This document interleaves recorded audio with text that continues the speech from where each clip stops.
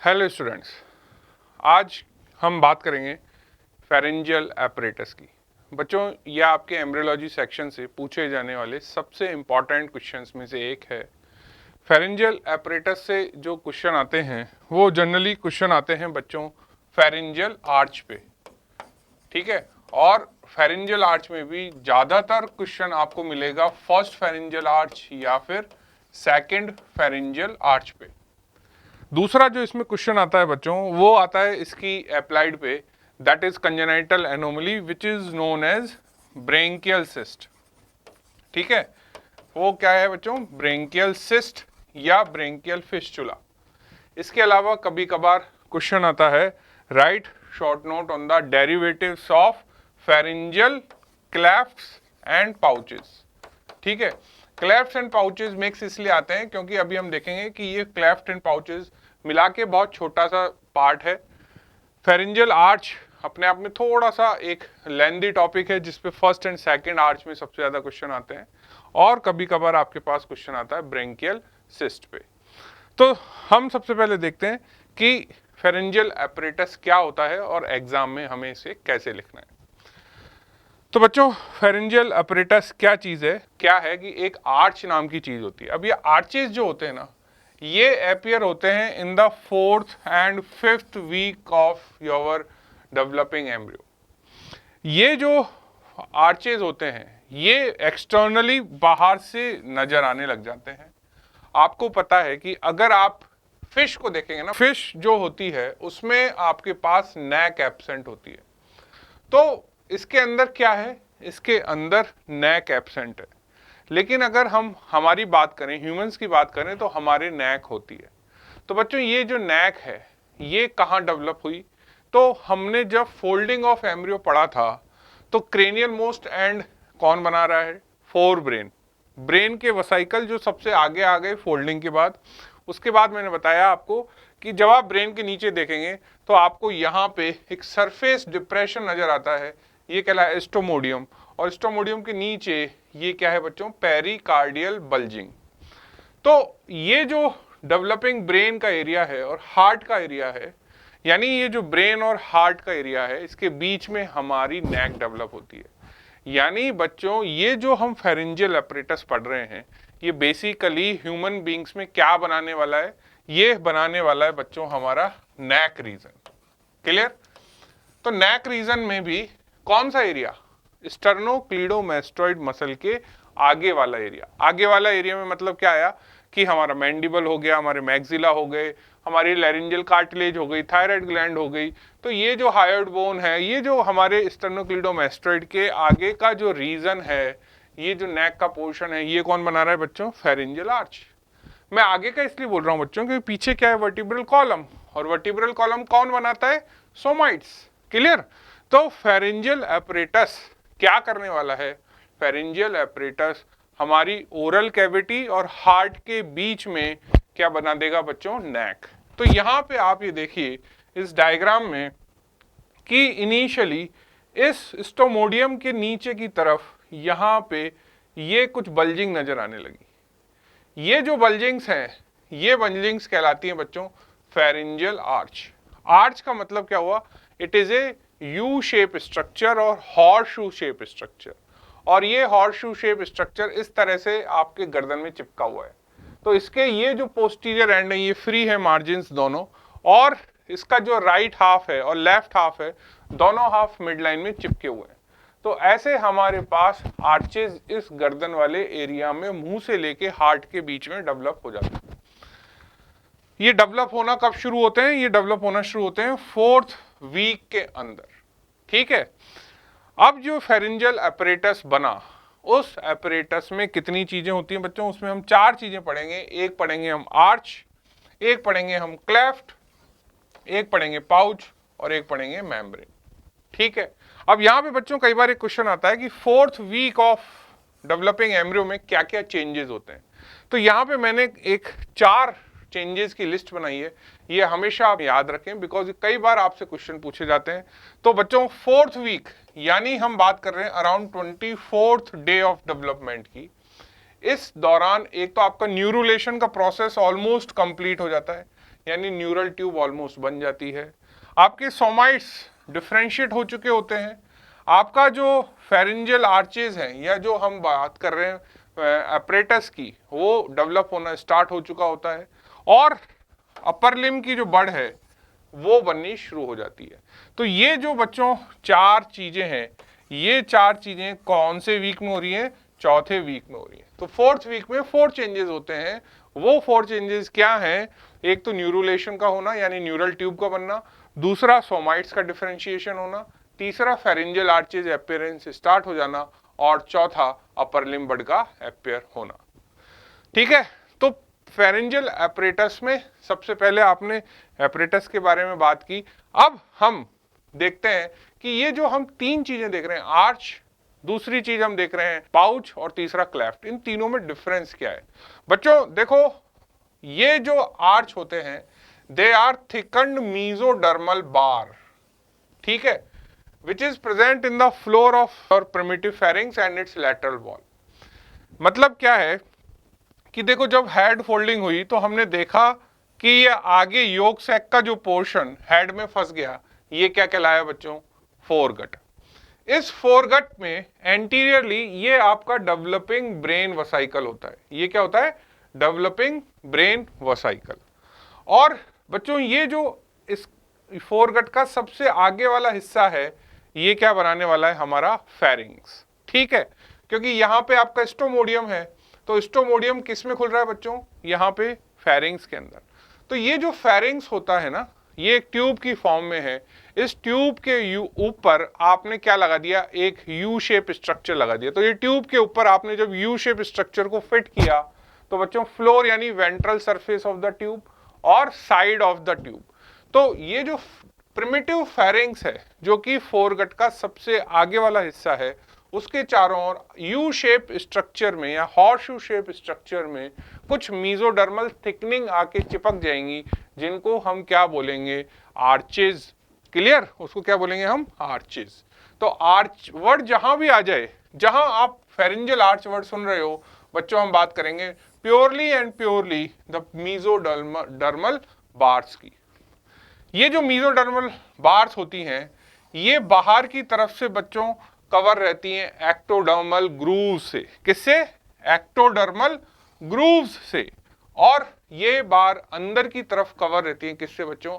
Endodermal area से, जो कि क्या कहलाते हैं? पाउचेस। क्लियर?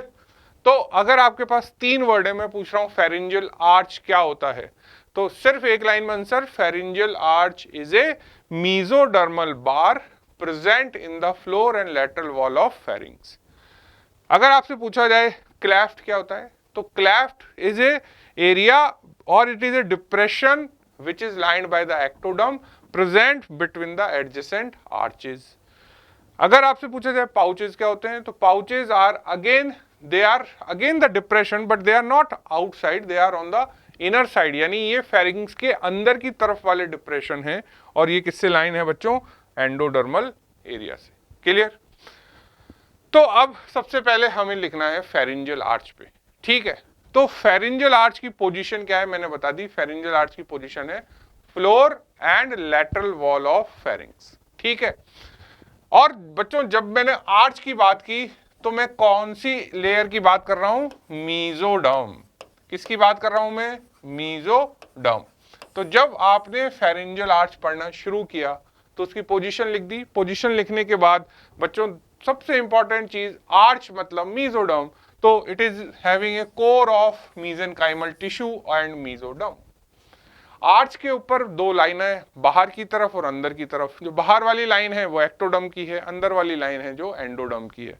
तो इस डायग्राम को अगर आप देख रहे हैं बच्चों, तो देखो ये क्या है? ये आपका पोस्टीरियर कट सेक्शन है यू शेप स्ट्रक्चर का। तो ये एक यू शेप ऐसा स्ट्रक्चर है।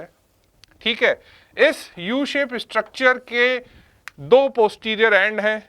ठीक है, अगर आपने ऐसे कोरोनल सेक्शन लिया है तो ये पोस्टीरियर एंड यहाँ पे आपको 2 सर्कल की फॉर्म में नजर आ रहे हैं। इसके नीचे एक और यू शेप स्ट्रक्चर है, उसके ये पार्ट नजर आ रहे हैं। फिर एक और ऐसा स्ट्रक्चर है जो यहाँ नजर आ रहा है। तो बच्चों ऐसे कितने हमारे पास आर्चेज होते हैं? तो ऐसे टोटल हमारे पास 6 आर्चेज होते हैं। कितने होते हैं बच्चे? 6। किसी बुक में आपको 5 भी मिल सकते हैं। उसका रीजन ये है कि जब आप इनकी नंबरिंग करते हैं तो 1 2 3 4 यहाँ पे ये जो नीचे वाला आर्च है 6th है, यानी 4th के बाद सीधा 6th आर्च आ गया, यानी 5th नंबर का आर्च डिसअपियर या डीजनरेट हो जाता है। तो शुरू में बनते तो 6 हैं, लेकिन 6 में से 4 के बाद सीधा छठा हमारा आर्च आ जाता है, क्योंकि 5वां बीच में से डिसअपियर हो गया। क्लियर? यहां पे देखो एक और डायग्राम आप समझो कि ये देखो, ये सरफेस एक्टोडर्म है। इस सरफेस एक्टोडर्म पे जो डिप्रेशन बना, ये क्या कहलाया बच्चों? स्टोमोडियम। ये स्टोमोडियम इस डेवलपिंग कार्डियक रीजन और फोर ब्रेन वसाइकल के बीच का एरिया है। इस स्टोमोडियम और हार्ट के बीच में यहां पे देखो, अब ये जो बल्जिंग नजर आती है, ये बल्जिंग ही क्या बनाती है? ये बल्जिंग ही फेरेंजियल आर्चेज बनाती हैं, और ये फेरेंजियल आर्चेज फिर क्या बनाते हैं बच्चों? बाहर की तरफ क्लेफ्ट और इसमें अंदर की तरफ नजर आते हैं पाउचेज। क्लियर? फिर उसके बाद आपने लिखा कि भाई ये जो मीजोडर्म है ये कहां से आती है? ये सवाल बहुत बार पूछा जाता है कि ये जो मीजोडर्म है, ये मीजोडर्म कहां से आती है? What is the source of mesoderm in the arches of pharynx, pharyngeal arches? So what is the source? First source is your neural crest cell, second is paraaxial and lateral plate mesoderm. So बच्चों, the mesenchyma of the arch derived from neural crest cell. बच्चों neural crest cell क्या होती है ये हमने देखा था कि जब आपका ये डेवलपिंग न्यूरल ट्यूब एरिया होता है, इसमें देखो इसकी जो फोल्डिंग है, उस फोल्ड के ऊपर यहाँ पे आप देख रहे हैं कि एक अलग एरिया जनरेट हो जाता है। ये जो न्यूरल फोल्ड का एरिया है जो अलग से जनरेट हुआ, ये वाला जो पार्ट है, जब यहाँ पे न्यूरल ट्यूब बनेगी तो बच्चों ये वाला एरिया क्या बनाएगा? Neural crest cell. लेकिन बात यह है कि फेरिंजियल आर्च कहाँ बन रहे हैं? फेरिंग्स के रीजन में। तो ये तो टेल एंड है, ये इसका हेड एंड है। फेरिंजियल आर्चेस सपोज इस एरिया में बनने वाले हैं, तो बच्चों ये जो न्यूरल क्रेस्ट हैं जो फेरिंजियल आर्चेज में जाएंगी, वो क्या थोरेसिक रीजन से जाएंगी, क्या वो लंबार रीजन से जाएंगी, क्या वो टेल रीजन से जाएंगी, क्या वो क्रेनियल रीजन से जाएंगी? कई बार ये सवाल पूछा जाता है कि ये जो न्यूरल क्रेस्ट सेल्स हैं जो फेरिंजियल आर्च बनाने के काम आ रही हैं, ये आ कहाँ से रही हैं? ये बच्चों न्यूरल क्रेस्ट कहाँ से आती हैं? ये जो फोर ब्रेन वसाइकल के चारों ओर की न्यूरल क्रेस्ट सेल हैं, ये फेरिंजियल आर्चेज में माइग्रेट करती हैं। न्यूरल क्रेस्ट सेल तो बना रही है मीजेनकाइम, लेकिन इंपॉर्टेंट बात यह है कि ये न्यूरल क्रेस्ट इस पूरी न्यूरल ट्यूब के किस एरिया से आती हैं? टेल एंड से आती हैं, लंबार रीजन से आती हैं, थोरेसिक से आती हैं, अपर पार्ट से आती है? तो आंसर इज दिस। अगर आप यहाँ की बात कर रहे हैं, ये जो न्यूरल ट्यूब का एरिया है जो कि डेवलपिंग फोर ब्रेन के चारों ओर है, ये वाली न्यूरल क्रेस्ट माइग्रेट होके किस में जाती हैं? फेरिंजियल आर्च में। तो neural crest cells which are migrating from the developing brain region. Now ये पॉइंट आपको लिखना है कि डेवलपिंग ब्रेन रीजन का जो एरिया है वहां से माइग्रेट होके आती है। दूसरा सोर्स है paraxial and lateral plate mesoderm. तो पैराएक्सियल मीजोडर्म और लैटरल प्लेट मीजोडर्म किसके हिस्सा है? इंट्रा एम्ब्रियोनिक मीजोडर्म के 3 पार्ट होते हैं, paraxial, intermediate and lateral plate. तो यहाँ पे paraxial and lateral plate mesoderm भी आती है। ठीक है, अब आपने सबसे पहले जो लिखा कि इंट्रोडक्शन ऑफ फेरेंजियल आर्चेज क्या होता है, आर्चेज की पोजीशन क्या है, आर्चेज के नंबर क्या है, आर्चेज में मीजोडर्म कहाँ से आई। अब आपको लिखना है कि जो आर्चेज की जो न्यूरल क्रेस्ट होती है ये करती क्या है। तो बच्चों न्यूरल क्रेस्ट आर्चेज में स्केलेटल एलिमेंट्स को बनाती हैं। ये सवाल भी बहुत बार आता है। तो neural crest cells give rise to the skeletal elements of pharyngeal arches.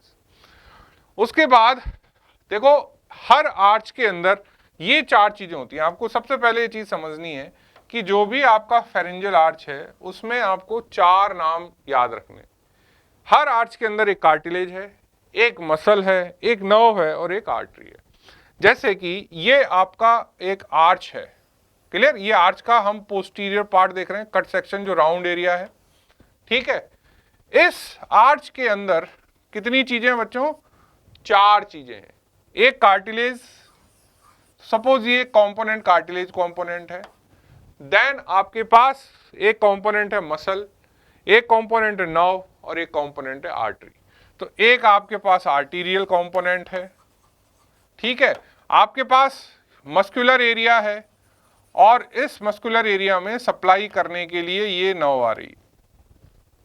तो इस मीजोडर्मल रॉड के अंदर, इस मीजोडर्मल एरिया के अंदर कितनी चीजें हैं बच्चों? 4, cartilage, muscle, nerve and artery.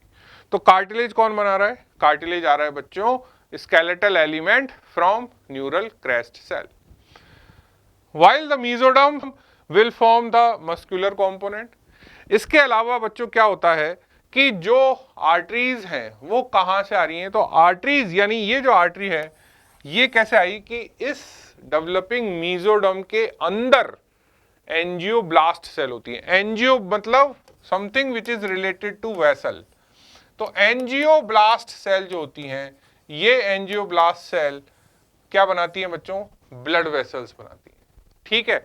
और ये ब्लड वेसल फिर बाद में डॉर्सल ऑर्टा और वेंट्रली डेवलपिंग हार्ट से कनेक्ट हो जाती हैं। वो यहां आप देखो कि ये आपको कनेक्शन दिख रहा है, ये है आपकी आर्टरी। अब ये आर्टरी कहां है? एक फेरिंग्स के राइट साइड में होगी, एक फेरिंग्स के लेफ्ट साइड में होगी, और यहां पे आपका आर्च है तो वो आर्च के अंदर फंसी हुई है।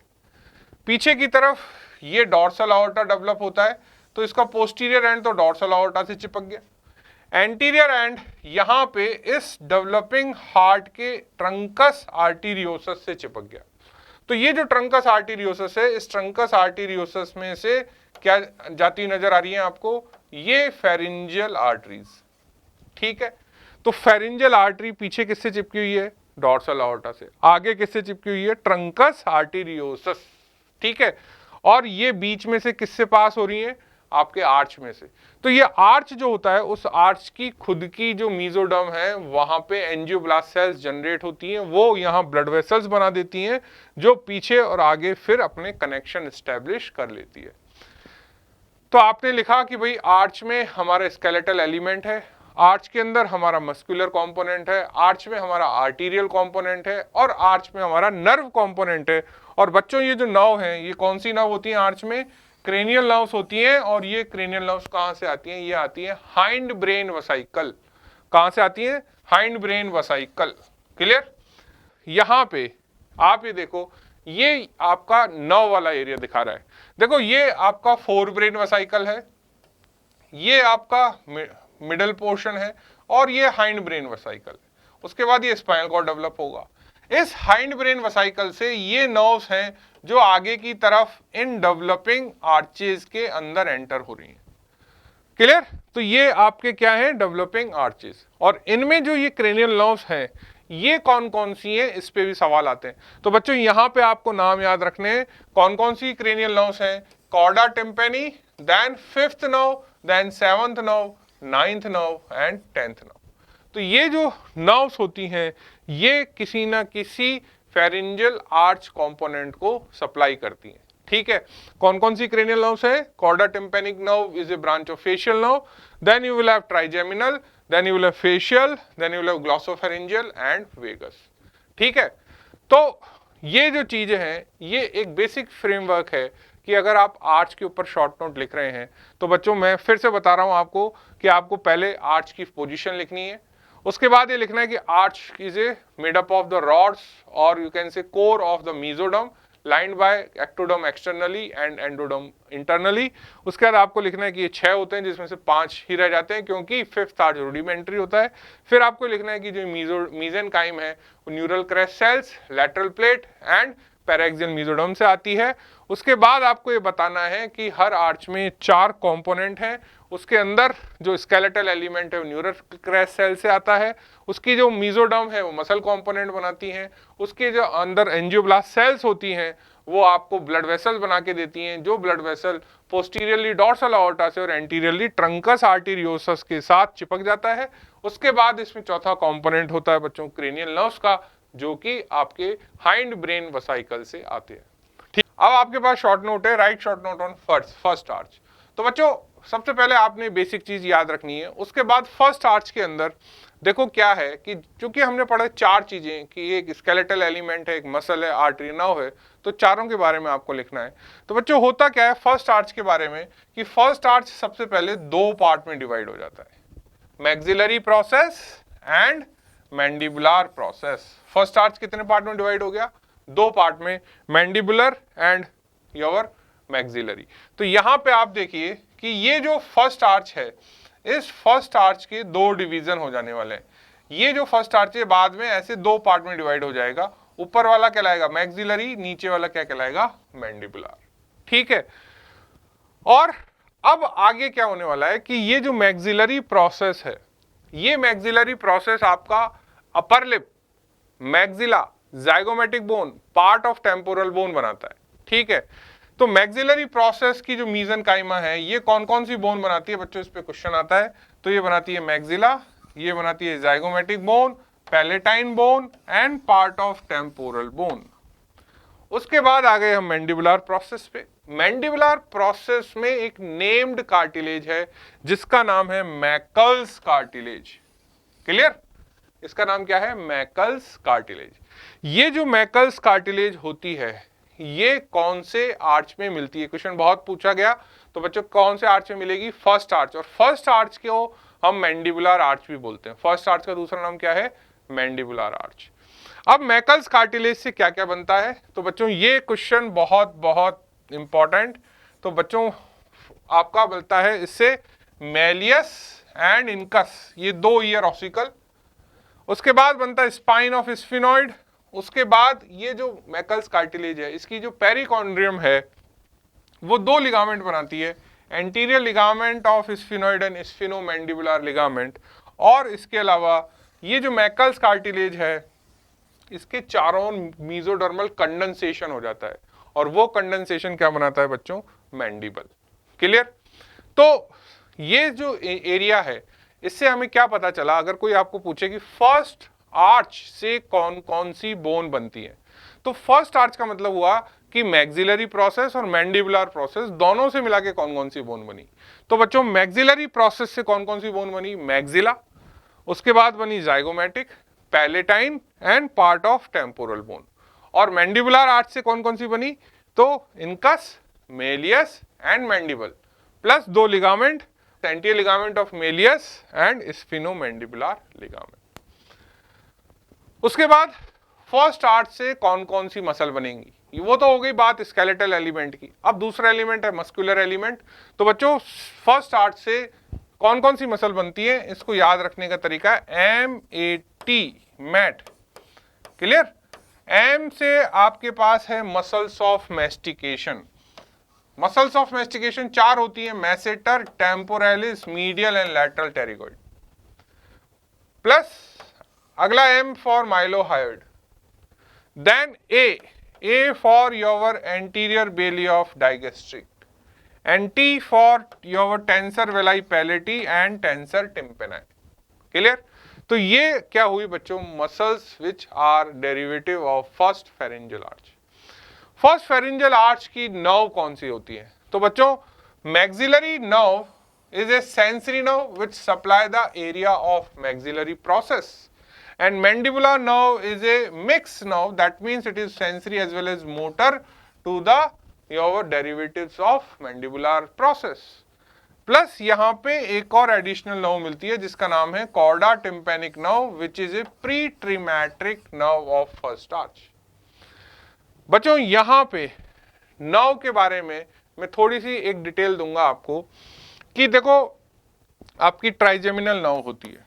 ट्राइजेमिनल के 3 पार्ट होते हैं, ऑप्थेल्मिक, मैक्सिलरी, मैंडिबुलर। अब यहां पे आप ये बात समझिए कि नर्व सप्लाई में क्या होता है कि एक बार अगर कोई भी नर्व किसी भी फेरेंजियल आर्च में चली जाएगी तो उस फेरेंजियल आर्च से डेवलप होने वाली मसल अगर कहीं माइग्रेट भी हो जाती हैं तो उसकी नर्व सप्लाई चेंज नहीं होगी, वो नर्व उसके साथ साथ रन करेगी। तो जब हम बात कर रहे हैं फर्स्ट आर्च की, तो फर्स्ट आर्च में मैक्सिलरी प्रोसेस और मैंडिबुलर प्रोसेस बन गए, और हमें पता है कि ट्राइजेमिनल नर्व की जो मैंडिबुलर डिवीजन होता है इसमें मोटर कंपोनेंट भी होता है। क्लियर? यानी ऑप्थेल्मिक और मैक्सिलरी तो प्योर सेंसरी डिविजन्स हैं, और ये जो मैंडिबुलर डिवीजन है इसमें दो कंपोनेंट है, सेंसरी प्लस ये मोटर, यानी मैंडिबुलर नर्व से सप्लाई होने वाली सारी मसल फेरिंजियल आर्च कौन सा है, फर्स्ट फेरिंजियल आर्च से बनती है। तो अगर आपको मैंडिबुलर नर्व से सप्लाई होने वाली मसल्स के नाम याद हैं तो बच्चों आपको ये वाला पार्ट रटने की जरूरत नहीं पड़ेगी, आप बहुत इजीली यहाँ पे मसल्स ऑफ फर्स्ट आर्च लिख सकते हैं। Actually these all are the muscles which are supplied by the branches of mandibular nerve. दूसरी चीज क्या है कि यहाँ पे एक टर्म आ रही है प्री ट्रिमेटिक। देखो प्री ट्रिमेटिक का मतलब क्या है कि ये आपका, जब आप देखते हैं आर्चेज हैं, जैसे ये आर्चेज हैं, क्लियर, आर्चेज में ये जो एरिया है, अगर सपोज ये अंदर वाला एरिया है तो अंदर की तरफ क्या होते हैं, पाउच, और बाहर की तरफ क्या होते हैं, क्लेफ्ट, और ये दो क्या हैं आपके पास, फेरिंजियल आर्चेज। अब क्या है कि जब नर्व आती है ना बच्चों, तो नर्व क्या है कि ये दो जो आपके एडजेसेंट आर्चेज है उनके बीच में यहां रन करती है। तो ये जो बीच का एरिया है दो आर्चेज के बीच का, वो क्या कहलाया, वो कहलाता है बच्चों ट्रीमा। ट्रीमा मतलब क्लेफ्ट और fissure like area between the two arches. तो अगर ये यू शेप जो आर्च है इसको सीधा कर देंगे तो एक, सपोज एक आर्च मैंने ये सीधा कर दिया, एक आर्च इसके नीचे ये सीधा कर दिया, दोनों आर्च के बीच में है ट्रीमा। ट्रीमा मतलब क्लेफ्ट। इस क्लेफ्ट में एक नर्व है, ये जो नर्व है ये जब यहां आई तो इसके दो पार्ट हो गए, ये एक ऊपर चला गया और ये एक इसमें नीचे चला गया, ठीक है। इस आर्च की ये अपर बॉर्डर है, ये लोअर बॉर्डर है, इस आर्च की अपर बॉर्डर है, लोअर बॉर्डर है, या इसको कहेंगे cranial border, caudal border, cranial border and caudal border. तो ये जो ऊपर वाले में गया ये क्या कहलाई, प्री ट्रिमेट्रिक। प्री ट्रिमेट्रिक मतलब इस ट्रेमा के ऊपर, इस फिशर के ऊपर, प्री मतलब पहले, ट्रेमा मतलब फिशर, फिशर से पहले, और ये हो गई फिशर के बाद, यानी ये क्या हो गई, पोस्ट। इसी तरह से जो अगले आर्च में नर्व जाएगी उसकी भी दो ब्रांच बनेगी, ये प्री और जो उस आर्च में जाएगी वो पोस्ट। तो बच्चों ह्यूमन बींग्स में क्या होता है कि जितनी भी प्री ट्रिमेट्रिक नर्व हैं वो सब गायब हो जाती हैं, यानी ये नर्व यहां से गायब हो गई तो इस आर्च में एक ही नर्व रह गई, क्लियर। लेकिन जो फर्स्ट आर्च होता है बच्चों, फर्स्ट आर्च के अंदर दोनों नर्व होती हैं। पोस्ट ट्रिमेटिक तो होती ही है जो अपर बॉर्डर पे रन कर रही है, लेकिन साथ में नीचे से जो प्री ट्रिमेट्रिक आती है वो भी होती है। तो फर्स्ट आर्च ह्यूमन बींग्स का अकेला ऐसा आर्च है जिसमें दो क्रेनियल नर्व्स की ब्रांचेज हैं, एक मैंडिबुलर नर्व जो कि ट्राइजेमिनल की है और दूसरी कॉर्डा टिम्पैनी जो कि सेवंथ यानी फेशियल नर्व की ब्रांच है। तो फेशियल नर्व बेसिकली रन कहां करेगी, फर्स्ट और सेकंड के बीच में। तो जब फेशियल यहां आएगी तो बेसिकली ये मेन नर्व किसकी है, सेकंड की। क्यों, क्योंकि पोस्ट ट्रिमेटिक हमेशा हमारे अंदर बनी रहती हैं, लेकिन इसकी एक प्री ट्रिमेट्रिक जो फर्स्ट आर्च में चली गई वो भी हमेशा बनी रहेगी। तो फेशियल नर्व फर्स्ट और सेकंड दोनों आर्च में कंट्रीब्यूट कर रही है। इसी तरह से यहां पे अगले में आप देखेंगे ग्लॉसोफेरिंजियल, तो ग्लॉसोफेरिंजियल की प्री ट्रिमेट्रिक सेकंड में आएगी, पोस्ट ट्रिमेट्रिक थर्ड में जाएगी, लेकिन सेकंड के अंदर की चूंकि वो प्री ट्रिमेट्रिक है तो वो डिसअपियर हो जाएगी और वो थर्ड वाली पोस्ट ट्रिमेट्रिक परमानेंट बनी रह जाएगी। तो ह्यूमन बींग्स में सारी की सारी प्री ट्रिमेट्रिक डिसअपियर हो जाती है एक्सेप्ट फर्स्ट पार्ट की, ठीक है। तो इसीलिए जब आप फर्स्ट आर्च लिखते हैं तो उसमें आपको यहां पे कॉर्डा टिम्पैनिक नर्व मेंशन करनी है जो कि प्री ट्रिमेट्रिक ब्रांच है। उसके बाद फर्स्ट के अंदर बच्चों आर्टरी कौन सी है, आंसर इज मैक्सिलरी आर्टरी, ठीक है। अब हम आते हैं सेकेंड आर्च पे। बच्चों सेकेंड आर्च को बोला जाता है हायोइड आर्च, और बच्चों इसको हायोइड आर्च इसलिए बोलते हैं क्योंकि इससे हायोइड बोन का अपर पार्ट डेवलप होता है। ये जो आर्च है इसमें भी वापस चार कंपोनेंट है। तो बच्चों इसका कार्टिलेज का नाम क्या है, रिचर्ड्स कार्टिलेज। पहले वाले में मैकल्स कार्टिलेज, इसमें रिचर्ड्स कार्टिलेज। इससे कौन कौन सी बोन बनती है, इससे बनती है स्टेपीज, इससे बनता है styloid process of temporal bone, इससे बना stylohyoid ligament, lesser cornu and upper half of the body of hyoid bone, ठीक है। तो हायोइड बोन अगर आप देखेंगे ना तो हायोइड बोन बच्चों ऐसे होती है, क्लियर। तो हायर्ड बोन के अंदर ये होते हैं लेसर कॉर्न्यू, ये होते हैं ग्रेटर कॉर्न्यू, और ये बॉडी है। यानी अगर हम इस बॉडी को दो हाफ में डिवाइड कर दें ऐसे, क्लियर, तो ये lesser cornu and this upper half of the body किससे बना, सेकंड से। अब बच जाएगा greater cornu and lower half of the body, ये किससे बनेगा बच्चों, ये बनेगा थर्ड आर्च से, ठीक है। तो यहां पे आप देखिए सेकंड के अंदर एस वर्ड बहुत है, S for stapes, S for styloid process, S for stylohyoid ligament, S for superior half of the body of your hyoid bone, clear. फिर मसल, अब यहां पे देखो पहले आप नर्व याद रखो। अभी मैंने बताया कि सेकंड आर्च की पोस्ट ट्रमेटिक नर्व यानी मेन नर्व कौन सी है, फेशियल नर्व। तो मसल कौन सी होंगी, जो फेशियल नर्व से सप्लाई होती हैं। फेशियल नर्व से सबसे पहले मसल्स ऑफ फेशियल एक्सप्रेशन, तो मसल्स ऑफ फेशियल एक्सप्रेशन कहां से डेवलप हुई, सेकंड। उसके बाद stapedius, stylohyoid muscle, posterior belly of digastric and the muscles of your external ear, that means auricular muscles. तो बच्चों ये जो मसल्स हैं ये कहां से डेवलप हो रही है, सेकेंड आर्च से। क्यों, बिकॉज हम जानते हैं कि ये सारी मसल्स किस नर्व से सप्लाई होने वाली हैं, फेशियल नर्व से। सेकेंड आर्च नर्व कौन सी है, फेशियल नर्व। लास्टली आती है आर्टरी। तो बच्चों सेकेंड आर्च के अंदर जो आर्टरी है वो है hired artery and stapedial artery, ठीक है। अब आते हैं हम अच्छा इस डायग्राम में देखो एक चीज इंपॉर्टेंट है याद रखने के हिसाब से, आप ये देखिए कि देखो ये आपका टेम्पोरल बोन का स्टाइलॉइड प्रोसेस है। इस स्टाइलॉइड प्रोसेस से हायोइड बोन के बीच में एक कनेक्शन नजर आ रहा है। तो बच्चों ये क्या कहलाया, स्टाइलोहायोइड लिगामेंट। स्टाइलोहायोइड लिगामेंट के ऊपर होगा कौन सा, स्फिनोमैंडिबुलर लिगामेंट, वो यहां देखो आप। तो बच्चों ये है स्पाइन ऑफ स्फिनोइड, ये है स्फिनोमैंडिबुलर लिगामेंट जो मैंडिबल के मीडियली होता है अंदर और लिंगुला पे जाके अटैच होता है। तो यहाँ पे बच्चे बहुत कंफ्यूज होते हैं। तो बच्चों मैं आपको एक बात बता दूं कि देखो दो लिगामेंट है, एक आ रहा है स्टाइलॉइड प्रोसेस से हायोइड बोन पे, तो ये हो गया स्टाइलोहायोइड जो कि सेकेंड आर्च का कंपोनेंट है। ये हो गया स्फिनोमैंडिबुलर लिगामेंट जो कि मैकल्स कार्टिलेज यानी फर्स्ट आर्च का कंपोनेंट है, ठीक है। अब थर्ड फेरिंजियल आर्च, जब आप थर्ड फेरिंजियल आर्च पढ़ रहे हैं तो बच्चों थर्ड फेरिंजियल आर्च में वापस से मसल कौन सी है, कार्टिलेज कौन सा है, ये सब हमें याद रखना है। तो इसका कोई नेम्ड कार्टिलेज नहीं है, लेकिन इसका जो स्केलेटल एलिमेंट है वो क्या हुआ, अभी मैंने आपको बताया कि जो हायोइड बोन है, इस हायोइड बोन के कितने पार्ट बने देखते हैं आप। ये होता है लेसर कॉर्न्यू, ये होता है ग्रेटर कॉर्न्यू। तो ये जो ग्रेटर कॉर्न्यू है और जो लोअर पार्ट ऑफ बॉडी है, यानी ये जो पार्ट रह गया, ये हायोइड बोन का कौन बनाएगा, आपका थर्ड आर्च का कार्टिलेज। तो it is going to form lower part of the body and greater horn of hyoid bone. Muscle pharyngeal arch third से एक ही मसल है बच्चों, that is known as stylopharyngeus which is one of the longitudinal muscle of pharynx, and इसकी nerve है बच्चों glossopharyngeal, that means the ninth cranial nerve, और इसका आर्टीरियल कंपोनेंट है common carotid and internal carotid artery. उसके बाद आते हैं हम fourth and sixth pharyngeal arch. Fifth arch rudimentary है, fourth and sixth pharyngeal arch जो होते हैं ना, उनके कार्टिलेज कंपोनेंट आपस में फ्यूज हो जाते हैं और बच्चों जॉइंटली क्या बनाते हैं, वो बनाते हैं लैरिंजियल कार्टिलेजेस।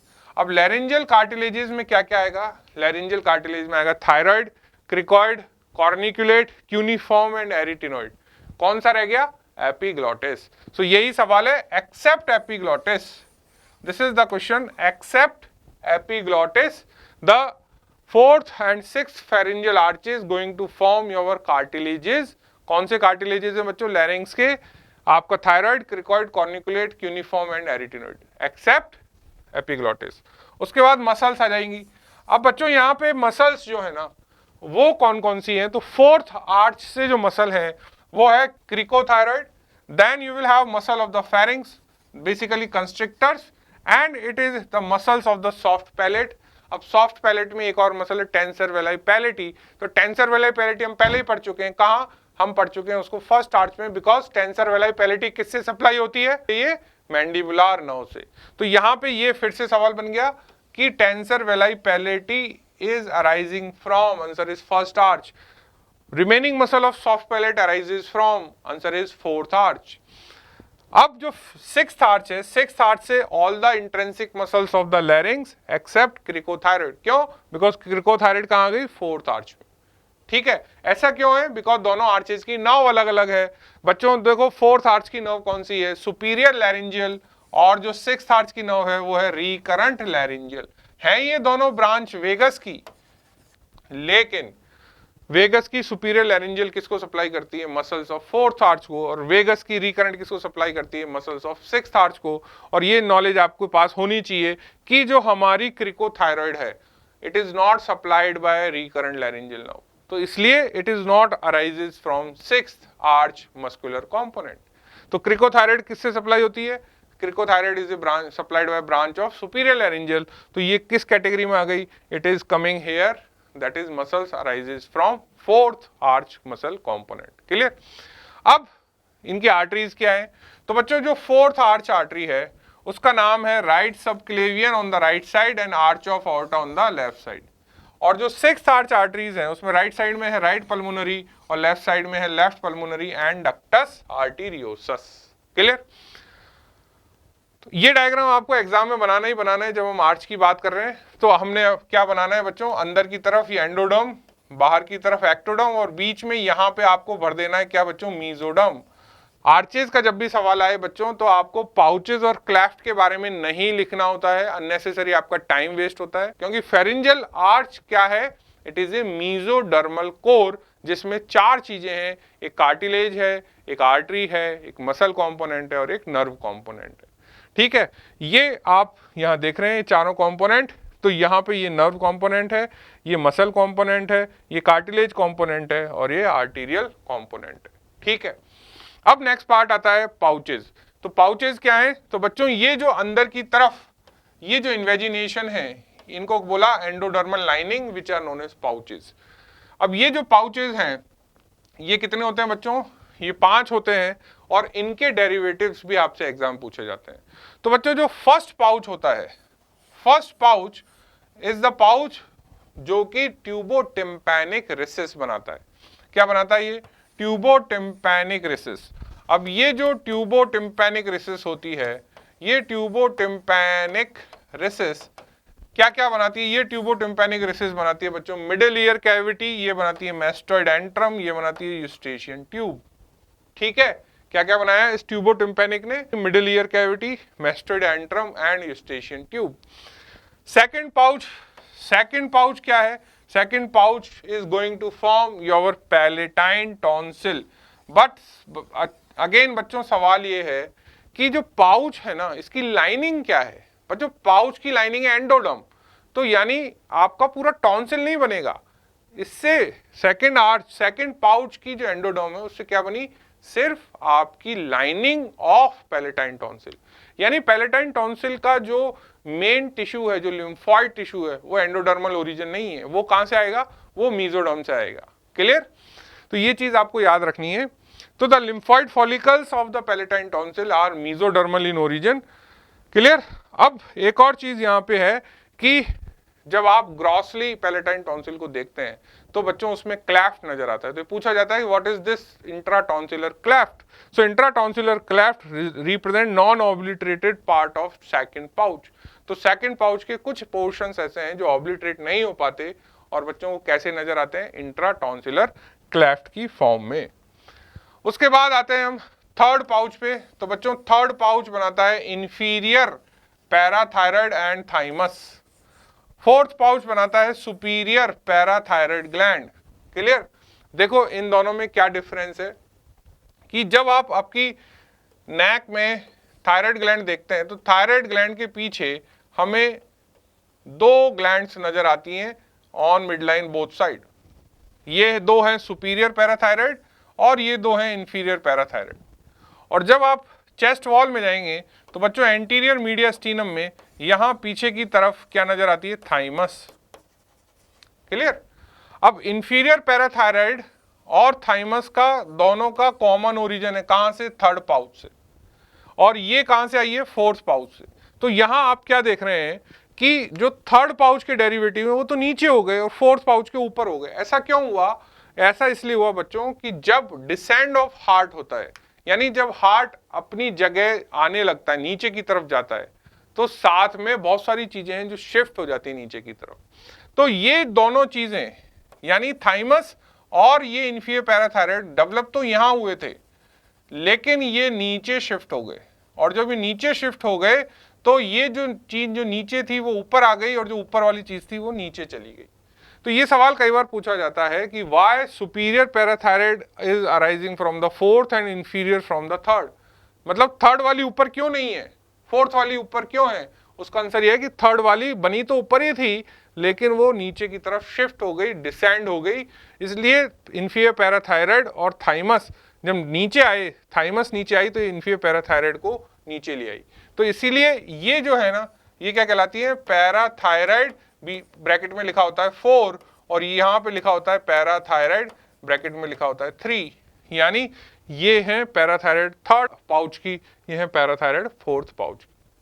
ठीक है, उसके बाद बच्चों फोर्थ एंड जो फिफ्थ पाउचेस होते हैं उनके कुछ पार्ट आपस में फ्यूज होके अल्टीमोब्रेंकियल बॉडी बनाते हैं, और ये अल्टीमोब्रेंकियल बॉडी बच्चों पैराफॉलिकुलर सेल्स और सी सेल्स ऑफ थायराइड ग्लैंड बनाती है। क्या बनाती है, सी सेल्स ऑफ थायराइड ग्लैंड। उसके बाद आते हैं फेरिंजियल क्लेफ्ट। बच्चों क्लेफ्ट जो होते हैं ना, अभी मैंने बताया ये क्या है, सरफेस पे प्रेजेंट होते हैं आउटसाइड, और ये क्या है, एक्टोडर्मल लाइनिंग के एरिया है। तो ये एक्टोडर्मल लाइनिंग एरिया क्या है, क्लेफ्ट, और ये 4 है नंबर में। और आपको सबसे इंपॉर्टेंट चीज ये है कि सिर्फ और सिर्फ फर्स्ट क्लेफ्ट का डेरिवेटिव हमें मिलेगा। अगर आप साइड में देख रहे हैं तो क्या कोई हमें गड्ढा नजर आ रहा है, कोई क्लेफ्ट नजर आ रहा है, नहीं आ रहा ना, सिर्फ एक ये क्लेफ्ट है, यानी एक्सटर्नल अकोस्टिक मीटस का जो लाइनिंग है वो ये फर्स्ट क्लेफ्ट बनाता है। बाकी सारे क्लेफ्ट गायब हो गए और हमारी गर्दन एकदम स्मूथ हो जाती है। अगर ये क्लेफ्ट गायब नहीं होते बच्चों तो हमें यहाँ पे भी इस तरीके के अंदर की तरफ इन्वेजिनेटेड एरियाज नजर आते। तो ये स्मूथनेस गर्दन को कौन प्रोवाइड करता है, why your neck is smooth, answer is because our clefts that is second, third and fourth cleft disappears. अब ये डिसअपियर कैसे होते हैं, तो बच्चों क्या हो रहा है, देखो कि ये जो आपका फर्स्ट क्लेफ्ट है ये तो बना रह गया, लेकिन ये जो आपका सेकंड वाला आर्च है इसकी मीजोडर्म ग्रोथ कर गई नीचे की तरफ, और इसने ये एक तरीके का कर्टेन बना दिया। ये जो कर्टेन है ये नीचे जाता जाता है, और यहाँ पे एक और नीचे से पोर्शन आ रहा है एपिकार्डियल रिज, और ये दोनों मिल जाते हैं। मिलने के बाद यहाँ अंदर की तरफ एक एक्टोडर्मल लाइन वाला स्पेस बना जिसको बोला सर्वाइकल साइनस, और बाद में ये साइनस पूरी तरह से भर जाता है, गायब हो जाता है, और एक्सटर्नल सरफेस स्मूथ हो जाती है, और सिर्फ एक्सटर्नल अकोस्टिक मीएटस हमें नजर आता है, बाकी एरिया एकदम स्मूथ हो जाता है। तो only the first cleft form your lining of external acoustic meatus, and it is also contribute in formation of outer wall of tympanic membrane. The second pharyngeal arch mesenchyma grows rapidly downward and it covers the remaining cleft, and ये जो अंदर dead space बना इसको क्या बोला बच्चों, cervical sinus, और धीरे धीरे सर्वाइकल साइनस डिसअपियर हो जाता है and provide smoothening to your neck. अब आते हैं हम अप्लाइड की तरफ। तो बच्चों एक सबसे इंपॉर्टेंट क्वेश्चन, ब्रेंकियल सिस्ट क्या होता है।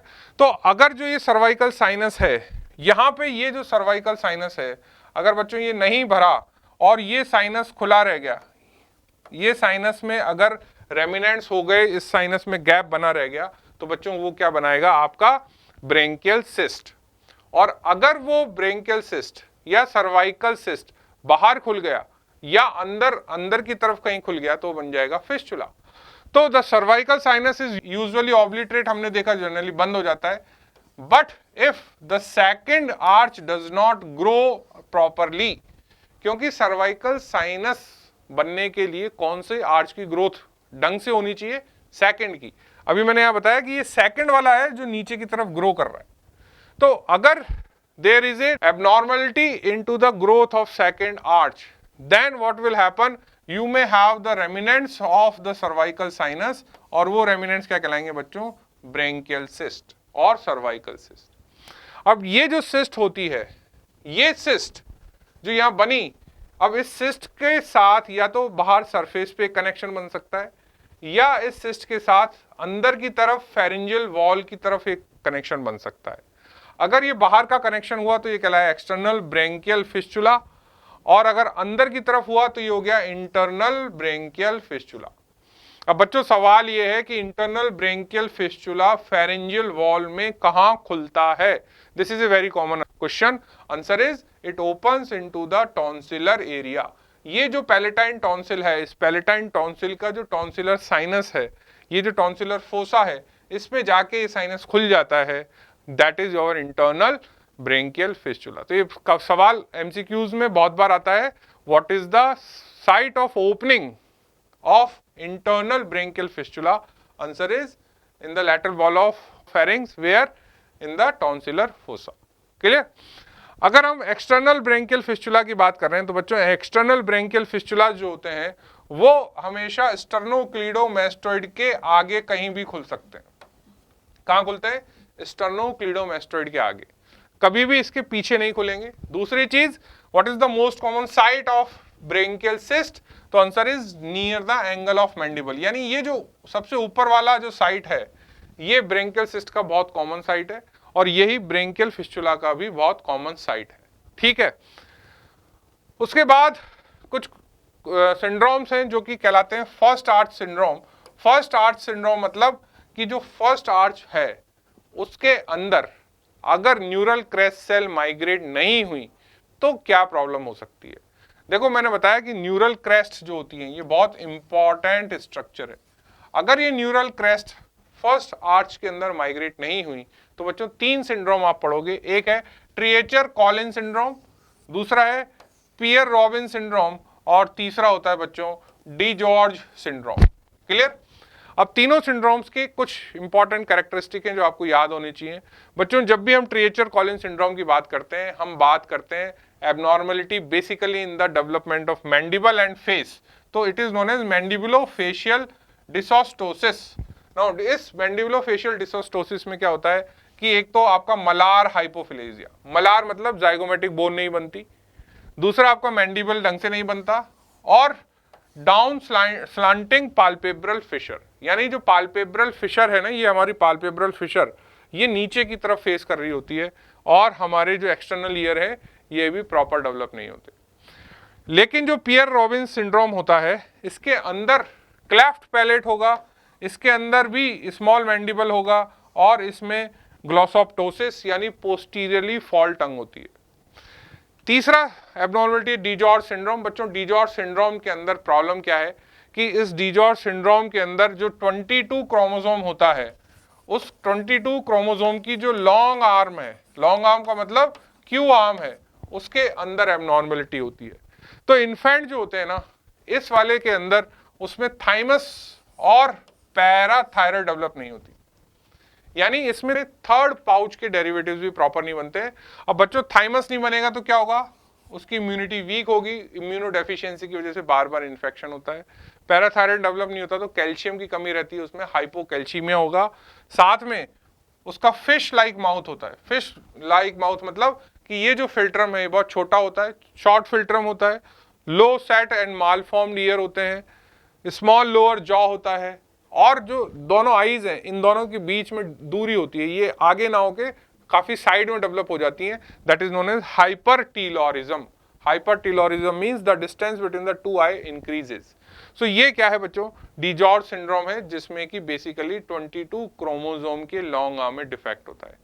So now at the end of this session of the pharyngeal apparatus, I think अब आपको ये आइडिया हुआ कि अगर हमसे फर्स्ट आर्च पूछा जाए तो हमें क्या लिखना है, सेकंड आर्च पूछा जाए तो क्या लिखना है, पाउचेस क्या है, क्लेफ्ट्स क्या है, और इनके अंदर हमें 2 जगह अप्लाइड लिखनी है। पहला अप्लाइड का क्वेश्चन है ब्रेंकियल सिस्ट, और दूसरा है what is the defect in the first arch. So they are known as first arch syndrome. So this is all for the session. Thank you.